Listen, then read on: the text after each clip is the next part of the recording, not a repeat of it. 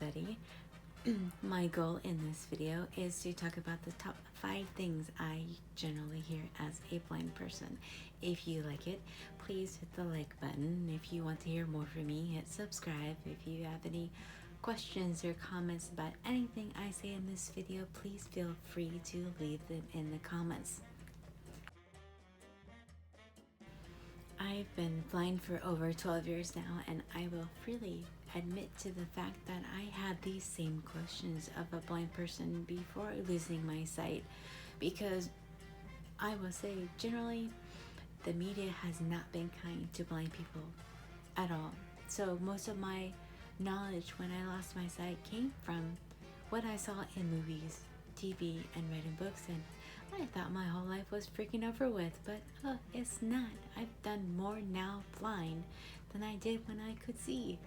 I won't go off on that rant. These are just the five questions I've usually have been asked lately when it comes to blind people. And I will try to stick to that and not go off on a rant again. Anyway, yeah. Next. Number 5 for the top things I deal with as a blind person is over here or over there. Really? Over here, over there? Where? I am usually pretty forgiving about that because it's person's reflex to say over here, over there. They're not already thinking about having to give that direction to a blind person, so I don't let it bother me too much. I will, though, make some smart-ass comments a lot of the times because that's just me. The only time I get really frustrated is if I'm carrying something heavy or if I have to go to the bathroom. I kind of want to know quickly. Thank you. Number 4 of the things I generally have to deal with as a blind person is keep going straight or something directional. I always tell people that my straight is not your straight, because it's not. I can't use visual points of reference, so most of the time I'm using sound or the memory of touching something and praying that I'm going straight, or a line on the pavement. For an example, with sound, at workout we do a bear crawl. And if you don't know what that is, that's you get in the crawl position and your knees come off the ground and you crawl. If I have a trainer in front of me who will constantly be telling me and giving me audio feedback, I will shoot straight towards them and I can go pretty fast. Otherwise, I'm depending on listening to the people beside me, hearing their steps, or sometimes they'll be giving me a direction as to keep going. When it comes to something like that or going across a room, it's kind of like I say drawing a line. If you're familiar with that fun, the longer you take and the more you concentrate on drawing that line and getting it straight, the more you're most likely gonna mess it up. So it's just go, and that works for me most of the time, especially if I don't think about it most of the time. Number 3 for the top things I am asked as a blind person is what do you see? I've had a few people say, I know this is a very personal question, but what do you see? I don't find it a personal question at all. I've been asked some other questions that are more of a personal question than that one. But I don't mind. For me, I don't see anything. I see nothing. I have no peripheral vision. I have no usable vision, light perception, nothing. I usually say it's like going into a dark room, no light under the door, no LEDs, and just, can't see your hand in front of your face. That's pretty much how I see is nothing. And I don't mind sharing that because it's helpful. If somebody's helping you with something or explaining things to you, it helps for them to know that you can't see anything. Number 2 for the top things that I generally hear as a blind person are your senses heightened? No, they aren't. I wish they were, but they're not. No, the ones I have left aren't that great to begin with, but you use what you have. I generally tell people they're not heightened. I just use them differently, especially my hearing.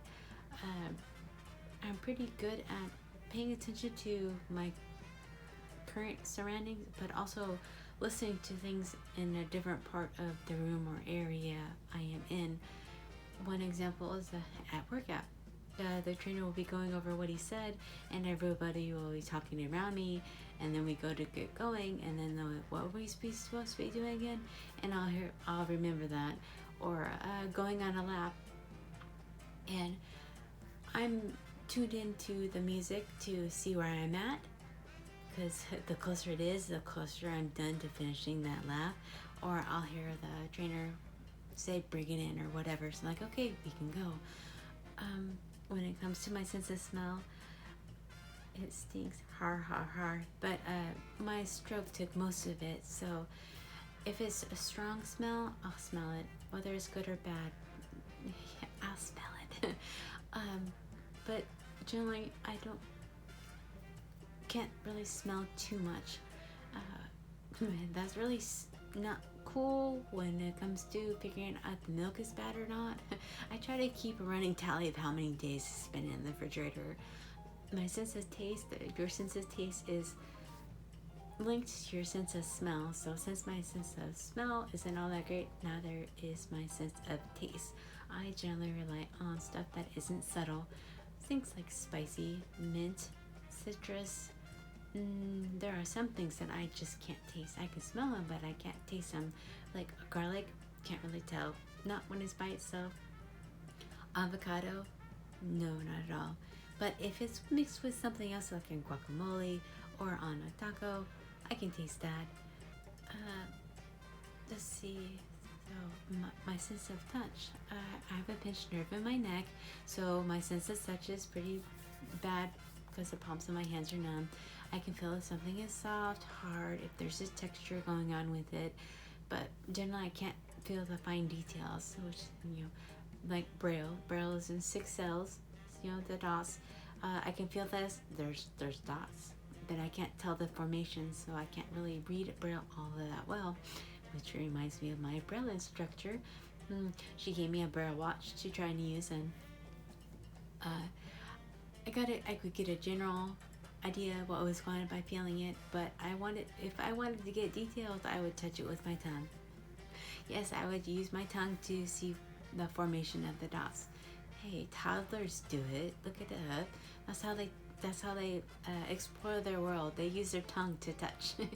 Yeah, and so I did that. And she told me I didn't have to give it back, and she was pretty grossed out about it. But hey, whatever.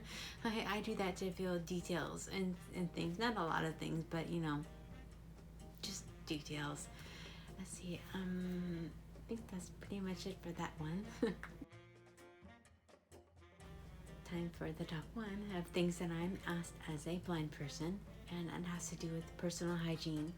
I don't mind at all answering these questions because, like I've mentioned before, everybody has to start somewhere.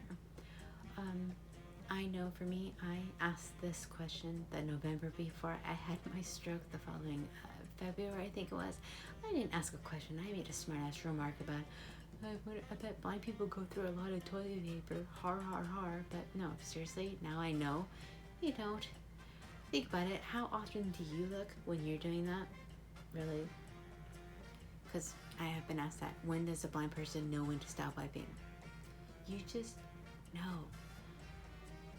I try to explain this, like when you're rinsing something off or wiping something down, some mess on the counter or soap on the counter, whatever, you're using a rag, paper towel, sponge, whatever, and you're wiping off. You can feel the texture difference when you're doing that.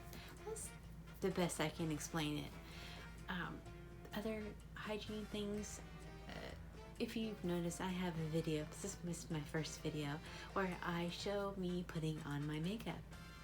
I actually had someone who had seen it ask me if I have help shampooing and conditioning or taking a shower in general. I'm like, no, that's pretty easy. I don't know about you, but there have been times when I could still see, where I would stumble into the shower getting ready for work or whatever, and I didn't have my eyes open when I was taking a shower.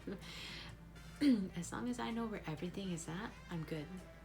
When I first went blind, I had a little issue trying to figure out how to differentiate the bottles of shampoo, conditioner, and body wash, because there were times where I tried to wash my body with shampoo or conditioner or body wash. I would mix them up. But now I have a couple of different shampoos, but they all have distinct smells to them, and conditioners, same thing, but I know where they're at, and they don't get moved, so I know where to feel for things. Same as like my bars of soap or anything along those lines.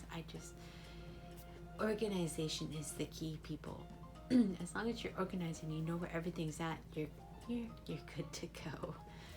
And another thing, I think I mentioned earlier in this video, if you have a stupid question, ask Google. They will tell you. I mean, I did this just out of curiosity, and there are a ton of YouTube videos out there of other blind people taking the time out of their busy days to explain to people how it works for them. I don't mind answering questions. I don't. But I'm a big believer in asking if it's a last resort if you can't find it out somewhere else. That's just, I guess that comes from doing tech support for so long. Like, if it's already there, use it. Don't ask a new question when it's already been asked a billion times.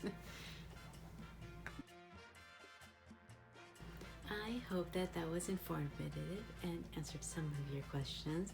If you have any more, feel free to ask me. If you want me to go into more detail about the things I figured out or the things I do, please ask those also in the comments.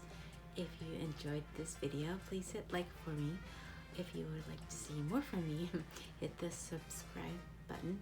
I can never say that word correctly. Thank you, and have a great rest of the day.